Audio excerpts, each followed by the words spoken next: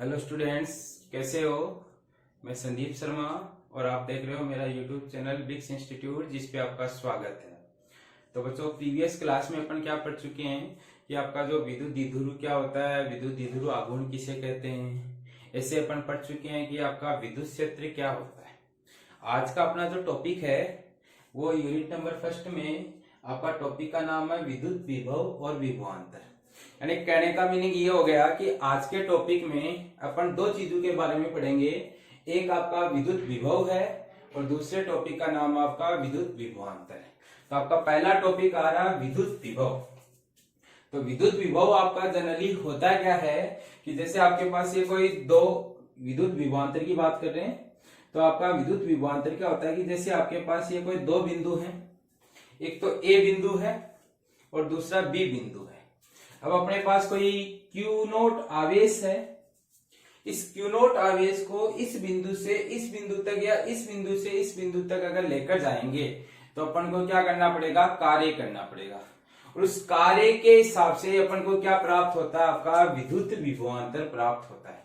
तो पहले अपन इसकी परिभाषा समझते हैं कि परिभाषा में क्या मीनिंग है इसका। तो परिभाषा है आपके पास कि किसी विद्युत क्षेत्र में, तो ध्यान रखना किस में अपन काम कर रहे हैं, विद्युत क्षेत्र में दो बिंदुओं के मध्य विद्युत विभवांतर, यानी कि आपके पास दो बिंदुओं के बीच में जब भी अपन को किसका अंतर निकालना हो, विभव का अंतर निकालना होगा। तो आपका मीनिंग है कि किसी विद्युत क्षेत्र में दो बिंदुओं के मध्य विद्युत विभवांतर विद्युत क्षेत्र के द्वारा, ये पॉइंट ध्यान रखना, विद्युत क्षेत्र के द्वारा किसी एकांक आवेश को प्रारंभिक अवस्था ए से अंतिम अवस्था बी तक लाने में किए गए कार्य के, ये वाला पॉइंट भी ध्यान रखना, कार्य के ऋणात्मक मान के तुल्य होता है। तो आपका मीनिंग क्या हुआ कि आपके पास जैसे ये अपन कह रहे हैं कि ये आपकी इनिशियल स्टेज है, ये आपकी फाइनल स्टेज है, और ये दोनों बिंदु किस में उपस्थित है, आपके विद्युत क्षेत्र में आपके ये बिंदु उपस्थित हैं। तो परिभाषा आपको ये बोल रही है कि किसी विद्युत क्षेत्र में किसी एक बिंदु से दूसरे बिंदु तक विद्युत क्षेत्र के द्वारा एकांक आवेश को विस्थापित करने के लिए जो कार्य किया जाता है, उसी कार्य के ऋणात्मक मान को क्या कह देते हैं अपने, विद्युत विभवांतर। दोबारा समझना कि आपके पास इनिशियल पॉइंट है, ये फाइनल पॉइंट है, ये दोनों पॉइंट अपन ने किस में लिए हैं, किसी विद्युत क्षेत्र में लिए हैं। विद्युत क्षेत्र में आपके पास किसी आवेश को, जैसे Q नोट आवेश लिया, जिसको अपन ने मान लिया एकांक आवेश। इस एकांक आवेश को इस जगह से इस जगह तक ले जाने के लिए इस विद्युत क्षेत्र के द्वारा कार्य किया जाएगा, और यही किया गया कार्य है, इसके ऋणात्मक मान को ही अपन कह देते हैं विद्युत विभवांतर। तो आपके पास परिभाषा के हिसाब से अपन ने सूत्र लिखा कि VB minus VA, VB minus VA क्या है, दो बिंदुओं के मध्य का विभवांतर है, बराबर होगा माइनस WA से B, और ये W किसका है, E आपका मीनिंग है कि विद्युत क्षेत्र के द्वारा किया गया कार्य कहां से कहां तक, A से B तक, अपॉन में Q नोट। अब इसमें अगर मैं इस परीक्षण आवेश को एक कर देता हूं, तो इस परीक्षण आवेश को एक करते ही आपके पास VB माइनस VA है, वो किसके इक्वल आ जाएगा, माइनस WA2B E के इक्वल। तो आप ये कह सकते हो ये किया गया कार्य ही किसके बराबर है, VA माइनस VB के बराबर है। ये कब होगा, जब अपन इस परीक्षण आवेश को एक करेंगे तो आपका WA से BE है, वो किसके बराबर हो जाएगा, आपके पास माइनस VA माइनस VB। क्यों, क्योंकि देखो यहां से आपके पास क्या है, VB माइनस VA, तो माइनस VB माइनस VA। अब आपका सूत्र में क्या लिखा हुआ है कि VB माइनस VA इसके बराबर है, तो ये माइनस साइन इधर शिफ्ट कर दोगे तो आप लिख दोगे WA से BE, यानी विद्युत क्षेत्र के द्वारा किया गया कार्य विभवांतर के ऋणात्मक मान के तुल्य होता है, या दो बिंदुओं के बीच का जो विभवांतर है वो विद्युत क्षेत्र द्वारा किए गए कार्य के ऋणात्मक मान के तुल्य होता है। तो ये आपके पास विद्युत विभवांतर की पहली परिभाषा है। किसके हिसाब से? विद्युत क्षेत्र के द्वारा किए गए कार्य के हिसाब से। अपन इसकी अलग अलग परिभाषाएं पढ़ेंगे, जिसमें अगर आपको ये कहा जाए कि विद्युत क्षेत्र के द्वारा किया गया कार्य, तो ध्यान रखना विद्युत क्षेत्र के द्वारा किया गया कार्य है उसका ऋणात्मक मान किसके बराबर होगा? आपका विद्युत विभवांतर के बराबर होगा। अगर अपन कार्य है वो दो बिंदुओं के बीच में विद्युत क्षेत्र की उपस्थिति में कर रहे हैं, तो आपका यही किया गया कार्य है वो किसके बराबर हो जाएगा? विद्युत विभवांतर के बराबर हो जाएगा। तो बच्चों ये तो थी इसकी पहली परिभाषा। अब आपका ये जो सूत्र लिखा हुआ है, इस सूत्र में आपके पास एक तो W A से B आ रहा है और एक Q नोट आ रहा है। तो आपका W A से B है, इसका साइन आपका प्लस में भी हो सकता है, माइनस में भी हो सकता है, और ये W A से B आपका 0 भी हो सकता है। ऐसे ही ये Q नोट है, ये प्लस का भी हो सकता है, माइनस का भी हो सकता है। तो आप ये कह सकते हो कि W A से B और Q नोट के चिन्ह के आधार पर विद्युत विभवांतर जो है वो आपका धनात्मक भी हो सकता है, ऋणात्मक भी हो सकता है, और उसका मान क्या हो सकता है? आपका शून्य भी हो सकता है। तो इस सूत्र के हिसाब से आप ये प्लस में भी मिलेगा आपको, माइनस में भी मिलेगा, और ये आपको क्या मिल सकता है? शून्य भी मिल सकता है। तो ये तो एक पहला पॉइंट हो गया। अब इसकी अपन दूसरी परिभाषा डिफाइन कर रहे हैं, और दूसरी परिभाषा आपको 11th क्लास में पढ़ाया जाता है कार्य ऊर्जा संबंध से, कि स्थितिज ऊर्जा में परिवर्तन कार्य के बराबर लिख सकते हो।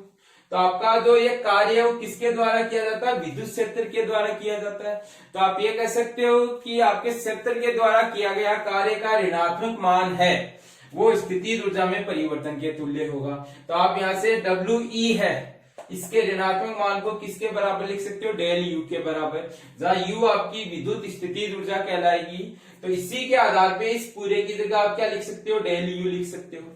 तो ये सूत्र बन जाता है VV माइनस VA बराबर माइनस WA से BE अपॉन Q नोट। ये तो ऐसा कैसा आ गया, और इस पूरे की जगह आपने डेल U लिख दिया, और डेल U का मीनिंग क्या है? UB माइनस UA, यानी कि अंतिम बिंदु की स्थितिज ऊर्जा माइनस प्रारंभिक बिंदु की स्थितिज ऊर्जा, और Q नोट आपका वही परीक्षण आवेश है। तब आपके पास यहाँ से दूसरी परिभाषा बनती है कि दो बिंदुओं के मध्य का विद्युत विभवांतर दोनों बिंदुओं के मध्य स्थितिज ऊर्जा में परिवर्तन तथा परीक्षण आवेश के अनुपात के तुल्य होता है। तो ये वाली लाइन भी याद रखना कि अगर आपको स्थितिज ऊर्जा में परिवर्तन दिया हुआ हो तो विभवांतर निकाल सकते हैं, और अगर अपन को विभवांतर दिया गया हो तो आप यहां से इस सूत्र को ऐसे भी लिख सकते हो, Q note into VB minus VA। तो यहां से आपके पास ये स्थितिज ऊर्जा में परिवर्तन की गणना की जा सकती है, या आप कह सकते हो कि विद्युत विभवांतर की गणना की जा सकती है। तो बच्चों ये तो था आपका किसका मीनिंग? विद्युत विभवांतर का मीनिंग। पहला पॉइंट आया कि विद्युत विभवांतर है वो दो बिंदुओं के बीच का विभव का अंतर होता है। अब ये अंतर कब बनता है? जब अपन किसी विद्युत क्षेत्र में किसी आवेश को एक जगह से दूसरी जगह विद्युत क्षेत्र के द्वारा विस्थापित कराएंगे, तो विद्युत क्षेत्र आपका जो कार्य करेगा उसी कार्य को अपन नाम दे देते हैं आपका विद्युत विभवांतर का मीनिंग कह देते हैं, जिसको अपन दो तरीके से परिभाषित कर सकते हैं, एक कार्य के रूप में और दूसरा आपके पास किसके रूप में आ जाता है? स्थितिज ऊर्जा के रूप में। इसके बाद में अपन बात करेंगे अपने विद्युत विभव के बारे में। तो स्टूडेंट्स अपना नेक्स्ट टॉपिक आता है जिसका नाम आपका स्थिर विद्युत विभव। तो अगर अपन स्थिर विद्युत विभव को परिभाषित करते हैं तो पहली चीज तो ये ध्यान रखना कि जब भी आपको अगर कोई स्थिर विद्युत विभव परिभाषित करना हो तो उसके लिए आपको एक निर्देश बिंदु की जरूरत होगी। अब निर्देश बिंदु का मीनिंग क्या हो गया कि ऐसा बिंदु जहां का विभव और स्थितिज ऊर्जा दोनों का मान क्या हो? 0 हो। और ये जो निर्देश स्थिति है वो अपन सामान्यतः कहां पे लेते हैं? अनंत पर लेते हैं। अनंत पर क्यों लेते हैं? क्योंकि अनंत की जो विभव का मान है और स्थितिज ऊर्जा का मान है वो क्या मिलता है? 0 मिलता है। आगे जाके अपन जब परिभाषित या सूत्र निकालेंगे तो अपन देखेंगे कि V व्युत्क्रमानुपाती R मिलेगा और U व्युत्क्रमानुपाती भी R मिलेगा। तो जब R आप टेंड्स टू इनफाइनाइट करोगे तो V और U का जो मान है वो आपको कितना प्राप्त होगा, 0 प्राप्त होगा। इस स्थिति के आधार पर जो आप निर्देश बिंदु लेते हो वो निर्देश बिंदु कहाँ लिया जाता है, आपका अनंत पर लिया जाता है। तब अगर आप विभव को परिभाषित करोगे तो विभव को परिभाषित करने के लिए आपके पास क्या हो गया कि प्रीवियस अपन सूत्र पढ़ चुके हैं कि विभवांतर VB minus VA is equal to minus of W A से B E upon Q naught के इक्वल होता है। उसी के आधार पे आप लिख सकते हो कि आपका प्रारंभिक बिंदु कहाँ लिया जाए, अनंत पर लिया जाए। तो आप VB तो ऐसा का ऐसा लिख दिया और एक को कहाँ ले गए, आप अनंत पर ले गए। जैसे ही अनंत पे ले गए तो आप लिखोगे VB माइनस V अनंत बराबर माइनस ऑफ W अनंत से B अपॉन Q नोट, या इसी को आप लिख सकते हो UB माइनस U अनंत अपॉन में Q नोट। अब अपन पढ़ चुके हैं U अनंत कितना होता है, 0। U अनंत 0 होता है तो बिंदु का विभव आपके पास इस तरीके से UB अपॉन Q नोट के बराबर आ जाएगा। तब यहां से परिभाषा क्या बनती है कि किसी बिंदु का विद्युत विभव विद्युत स्थितिज ऊर्जा पट्टी आवेश होता है। तो ये तो आपकी विद्युत स्थितिज ऊर्जा है और ये पट्टी आवेश हो गया। तो आप कह सकते हो कि विद्युत स्थितिज ऊर्जा और आवेश का जो अनुपात है वो किसके बराबर हो जाता है, आपका विद्युत विभव के बराबर हो जाता है। ये इसकी पहली परिभाषा है, किसके रूप में, स्थितिज ऊर्जा के रूप में। ऐसे ही अगर मैं इस परिभाषा को किसके रूप में परिभाषित करूं, आपका विद्युत विभव के रूप में, कार्य के रूप में परिभाषित करूं तो आपका आता है कि किसी बिंदु का विद्युत विभव किसी एकांक धनात्मक आवेश को विद्युत क्षेत्र द्वारा अनंत से किसी दिए गए बिंदु तक लाने में किए गए कार्य के ऋणात्मक मान के तुल्य होता है। तो पहली चीज तो ध्यान रखना कि आप एकांक धनावेश ले रहे हो, एकांक धनावेश को कहां से प्रारंभ कर रहे हो, विस्थापन करना अनंत से, और कहां तक कर रहे हो, किसी दिए गए बिंदु तक, जिस बिंदु का अपन को विभव निकालना है।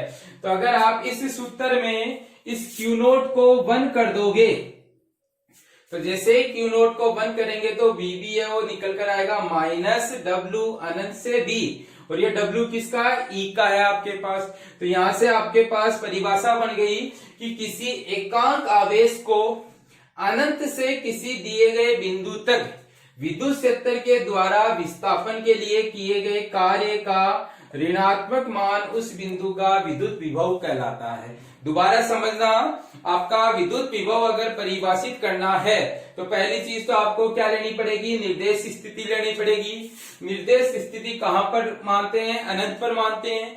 क्यों मानते हैं, क्योंकि अनंत का विभव और स्थिति ऊर्जा दोनों कितनी होती है, 0 होती है, और 0 होती है तो अपन उसको क्या मान लेते हैं, आपकी निर्देश स्थिति मान लेते हैं। तो उसी के आधार पे कहता है कि अगर अपन विद्युत क्षेत्र के द्वारा किसी एकांक धनात्मक आवेश को अनंत से किसी दिए गए बिंदु तक लाते हैं तो लाने के लिए जो कार्य करना पड़ता है उसी कार्य के ऋणात्मक मान को अपन क्या कह सकते हैं, विद्युत विभव कह सकते हैं। तो आपके पास पहली परिभाषा विद्युत विभव की ये हो गई कि आपका जो स्थितिज ऊर्जा होती है किसी बिंदु की और एकांक आवेश का जो अनुपात है या प्रति एकांक स्थितिज ऊर्जा का जो मान है उसी को आप नाम दे सकते हो विद्युत विभव, या कह सकते हो कि विद्युत स्थितिज ऊर्जा और परीक्षण आवेश का अनुपात क्या कहलाता है, विद्युत विभव। या दूसरी परिभाषा ये हो जाती है कि विद्युत क्षेत्र के द्वारा किसी आवेश को अनंत से किसी दिए गए बिंदु तक लाने के लिए किया गया कार्य ही क्या कहलाएगा, आपका विद्युत विभव। तो ध्यान रखना, विभवांतर के लिए एक स्थिति से दूसरी स्थिति तक कार्य होगा और विद्युत विभव के लिए जो कार्य होता है उसका प्रारंभिक बिंदु कहाँ होता है, अनंत पर, जिससे अपन निर्देश स्थिति का नाम भी देते हैं। अब आपका क्वेश्चन आता है, या अपन को 11th क्लास में पढ़ाया भी जाता है कि आपका जो आंतरिक कार्य होता है बाह्य बल के कार्य के बराबर होता है और साइन में विपरीत होता है। तो अभी अपने पास आंतरिक कार्य तो कौन कर रहा है, विद्युत क्षेत्र, और बाह्य कार्य अपना कोई बाह्य बल करेगा। तो ये कहा जाता है कि अपन अगर किसी वस्तु को विस्थापित करते हैं और विस्थापन के दौरान अगर स्थिति गतिज ऊर्जा में परिवर्तन शून्य हो तो अपन कहेंगे कि बाह्य बल के द्वारा किया गया कार्य बराबर होगा ऋणात्मक मानों पे आंतरिक बल के द्वारा किए गए कार्य के। तो उसी के आधार पे अपन कह रहे हैं कि अपन जो आवेश की गति है वो इस प्रकार कराएं कि उसकी गतिज ऊर्जा में कोई परिवर्तन नहीं हो, यानी कि डेल्टा के का मान 0 के बराबर हो। तो उस टाइम पे अपन कह सकते हैं कि डब्ल्यू एक्सटर्नल है वो डब्ल्यू ई के ऋणात्मक मान के तुल्य होगा, जहां डब्ल्यू एक्सटर्नल का मीनिंग है बाह्य बल द्वारा किया गया कार्य। इसके आधार पे अपन इसकी जगह क्या लिख सकते हैं, डब्ल्यू एक्सटर्नल लिख सकते हैं। तो यहां से वीवी बराबर डब्ल्यू एक्सटर्नल अपॉन में क्यू नोट। तो यहां से आपकी एक और परिभाषा बन जाती है कि किसी एकांक आवेश को अनंत से किसी दिए गए बिंदु तक लाने के लिए बाह्य बल के द्वारा किया गया कार्य ही क्या कहलाता है, आपका विद्युत विभव। दोबारा सुनना, किसी एकांक आवेश को अनंत से किसी दिए गए बिंदु तक बाह्य बल लाने के लिए बाह्य बल के द्वारा किया गया कार्य ही क्या कहलाता है, आपका विद्युत विभव। या ऐसे कह सकते हो कि किसी आवेश को लाने के लिए बाह्य बल द्वारा किया गया कार्य और आवेश का अनुपात क्या कहलाता है, बिंदु का विद्युत विभव कहलाता है। और यहीं से अपन क्या कह सकते हैं, विद्युत विभवांतर की एक और परिभाषा दे सकते हैं कि आप पढ़ के आए हो डेल्टा वी जो विभवांतर होता है वो वीबी माइनस वीए या माइनस डब्ल्यू ए से B E upon Q naught के बराबर होता है। और इसी ई को अपन एक्सटर्नल से रिप्लेस करेंगे तो ये माइनस का साइन हट जाएगा। तो आप ये कह सकते हो कि किसी एकांक धनावेश को प्रारंभिक स्थिति से अंतिम स्थिति तक विस्थापित करने के लिए कैसे विस्थापित करना है, गतिज ऊर्जा में परिवर्तन के बिना किए गए कार्य के तुल्य होता है। तो कहने का मीनिंग ये हो गया कि अगर मैं इसमें इस क्यू नोट को अगर 1 कर दूं तो आपका जो VB माइनस VA है वो किसके बराबर निकल कर आएगा, WA से B एक्सटर्नल के बराबर निकल कर आएगा। तो आप यहां से ये कह सकते हो कि यदि अपन कोई एकांक आवेश लें और उसको प्रारंभिक स्थिति से अंतिम स्थिति तक विस्थापन के लिए अगर बाह्य बल के द्वारा कोई कार्य करवाएं तो वही बाह्य बल के द्वारा कराया गया कार्य किसके बराबर होता है, विद्युत विभवांतर के बराबर होता है। तो बच्चों अपन दोनों रूप में पढ़ चुके हैं। अगर विद्युत क्षेत्र के द्वारा कार्य होता है तो उसका ऋणात्मक मान लेना है, और अगर आपके पास कार्य है वो कौन करता है, बाह्य बल करता है, तब आपके पास माइनस का साइन यूज में नहीं लेना है। अब आपने यहां से सूत्र पढ़ लिया और इसी सूत्र के आधार पे आप क्या कर सकते हो कि जो आपका विद्युत विभव होता है उस विद्युत विभव का एसआई मात्रक निकाल सकते हो, या उसी विद्युत विभव का आप क्या परिभाषित कर सकते हो, विमीय समीकरण परिभाषित कर सकते हो कि विद्युत विभव का विमीय समीकरण क्या आएगा। तो अगर आप एसआई मात्रक और विमीय समीकरण की बात करोगे तो अपन बात कर रहे हैं विद्युत विभव का एसआई मात्रक तथा विमीय समीकरण। तो अब आप जनरल बात करोगे तो जनरली आप कह सकते हो कि आपका जो विद्युत विभव है वो किसके बराबर मिला, कार्य बटा आवेश। यहां से कार्य का मात्रक आप जूल लिख सकते हो, आवेश का मात्रक कूलाम लिख सकते हो, जहां से आपके पास ये किसके बराबर निकल कर आता है, वोल्ट के बराबर। तो यहां से आपका V है वो जूल पर कूलाम के इक्वल होता है, और यहीं से आप 1 वोल्ट की परिभाषा लिख सकते हो 1 जूल अपॉन में 1 कूलाम। तो आप यहां से ये कह सकते हो कि 1 कूलाम के आवेश को विस्थापित करने के लिए यदि किया गया कार्य 1 जूल का हो तो आपका उन दोनों बिंदुओं के बीच का विभवांतर 1 वोल्ट होगा, या किसी 1 कूलाम के आवेश को अनंत से किसी दिए गए बिंदु तक लाने के लिए किया गया कार्य 1 वोल्ट के बराबर होगा आपके पास। यहां से इसका विमीय समीकरण अगर आप लिखना चाहोगे तो लिख सकते हो, विमीय समीकरण है वो कार्य का होता है m1L2T-2, आवेश का होता है A1T1।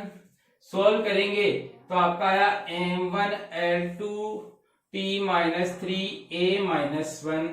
ये आपका किसका मीनिंग हो गया, विद्युत विभव के एसआई मात्रक का मतलब, और इसका विमीय समीकरण हो गया। अब अपन आगे क्या पढ़ेंगे कि किसी विद्युत क्षेत्र की सहायता से विद्युत विभवांतर की किस प्रकार गणना की जाती है उसके बारे में पढ़ेंगे। एक बार आप इसका स्क्रीनशॉट ले लो। तो बच्चों अपन क्या देखेंगे, आपको एक क्वेश्चन पूछ लेते हैं कि विद्युत क्षेत्र की सहायता से विद्युत विभव की गणना किस प्रकार की जाती है। तो अगर आपको कभी भी कोई ऐसा क्वेश्चन पूछ लिया जाए कि विद्युत क्षेत्र की सहायता से विद्युत विभव की गणना कीजिए, तो इसके लिए आपको एक सूत्र निकालना है जो अपन आगे क्या करेंगे यूज में भी लेंगे। सूत्र क्या है कि आपके पास किसी भी दो बिंदुओं का विभवांतर निकालने का सूत्र है माइनस ए से बी ई डॉट डीएल, और बिंदु का विभव निकालना है तो अनंत से बी ई डॉट डीएल। जहां आपका यहाँ जो ई है ये तो कहलाता आपका विद्युत क्षेत्र या विद्युत क्षेत्र की तीव्रता कह सकते हो, और जो डीएल है ये कहलाता आपका अल्प विस्थापन। और इसके लिए अपन क्या कर रहे हैं, एक गणना कर रहे हैं, और गणना में ये आपके पास एक विद्युत क्षेत्र ले रखा है ऐसे अपन ने, और इस विद्युत क्षेत्र में ये अपन ने को एक पथ लिया है ए से बी। अब ये पथ है वो किस रूप में माना गया, वक्रीय पथ, यानी कि सरल रेखा ना मान के अपन ने एक वक्र माना है। और इस पथ पर अपन एक कोई क्यू नॉट आवेश है जिसको ए बिंदु से बी बिंदु तक क्या कर रहे हैं, विस्थापित कर रहे हैं। तो इस विस्थापन के दौरान अपन क्या करेंगे कि इस आवेश को अलग अलग जगहों पर जब रखेंगे तो अपन पढ़ के आए हैं कि ये जो विद्युत क्षेत्र है वो कैसा असमरूप विद्युत क्षेत्र है। असमरूप विद्युत क्षेत्र उसको कहते हैं जिसका मान हर जगह क्या होता है, परिवर्तित होता है। तो उस विद्युत क्षेत्र को नाम दे दिया जाता है आपका असमरूप विद्युत क्षेत्र। तो अपन भी क्या ले रहे हैं, ये असमरूप विद्युत क्षेत्र ले रहे हैं जिसमें इसका यहाँ पे मान अलग होगा, यहाँ पे मान अलग होगा, यहाँ पे मान अलग होगा। और अपन ये पढ़ के आए हैं कि जब भी किसी आवेश को किसी विद्युत क्षेत्र में रखते हैं तो उस पे ये विद्युत बल लगता है एफ ई बराबर क्यू नॉट ई। कहां से आया, अपन ने एक सूत्र पढ़ा था ई बराबर एफ अपॉन में क्यू नॉट। तो यहां से आप ए बराबर निकाल सकते हो क्यू नॉट इंटू ई आपके पास। तो उसी के आधार पे अपन ने ये निकाला। अब अपन को ये बोला जा रहा है कि ये विद्युत क्षेत्र हर जगह चेंज हो रहा है, यानी इस पे लगने वाला बल भी क्या होगा, चेंज होगा। तो यानी आप कह सकते हो कि ये वाला बल है वो कैसा बल है, परिवर्ती बल है। और अपन 11th क्लास में पढ़ के आते हैं कि परिवर्ती बल का जब भी कार्य निकालना होता है तो कार्य निकालने के लिए पहले अल्प विस्थापन लिया जाता है। तो ये अपन ने एक विस्थापन लिया है एक्स वाई बिंदुओं के बीच में जो कितना है डीएल, और इस डीएल विस्थापन के लिए अपन को जो कार्य करना पड़ा वो कितना कार्य करना पड़ा, डीडब्ल्यू। उस डीडब्ल्यू को लिख सकते हो एफ डॉट डीएल, जहां एफ की वैल्यू क्यू नॉट ई है तो अपन ने यहां लिख दिया Q naught E dot DL. तो ये जो कार्य आया है वो आपका कार्य आया है अल्प विस्थापन डीएल के लिए, यानी कि अपना ये जो एक्स वाई बिंदुओं के बीच में जब आवेश को विस्थापित करेंगे तो उसके लिए कार्य ये करना पड़ेगा। कुल कार्य निकालने के लिए क्या किया जाता है, आपका अल्प विस्थापन का समाकलन किया जाता है। तो वही काम अपन यहाँ पे कर रहे हैं कि बिंदु ए से बिंदु बी तक का अगर कुल कार्य निकालना है तो ए से बी डीडब्ल्यू। अभी अपना कौन सा बल लग रहा है, विद्युत बल लग रहा है। तो आप यहां से कह सकते हो कि ये कार्य कौन सा कार्य हो गया, विद्युत कार्य हो गया। तो यहां से W E is equal to A से बी डीडब्ल्यू। डीडब्ल्यू की वैल्यू यहां से रखेंगे Q naught E into DL. Q naught बाहर आ गया, ये आ गया ई डॉट डीएल। और आपको अभी मैंने क्या पढ़ाया, विद्युत विभवांतर की परिभाषा होती है विद्युत बल द्वारा किए गए कार्य का ऋणात्मक मान बटा आवेश। अब इसमें डब्ल्यू ई का मान, ये वाला जो मान है आप वो यहां लाके रख दो। जैसे रखते हैं तो minus Q naught E dot DL आ जाएगा आपके पास। तो minus Q naught upon Q naught A से B E dot DL. Q naught से क्यू नॉट कट गया और फॉर्मूला आ गया बीबी माइनस बीए बराबर माइनस ए से बी ई डॉट डीएल। अब आपके पास ये वो कार्य का सूत्र आ गया विभवांतर निकालने का। आपको ई अगर निकालना आता है तो आप ये आराम से क्या कर सकते हो, यहाँ विद्युत विभव की गणना कर सकते हो। अब आपको ध्यान रखना है कि यहाँ विस्थापन आप dl ले सकते हो, dx ले सकते हो, dy ले सकते हो, dz ले सकते हो या dr भी ले सकते हो, कोई सा भी विस्थापन ले सकते हो आपके पास।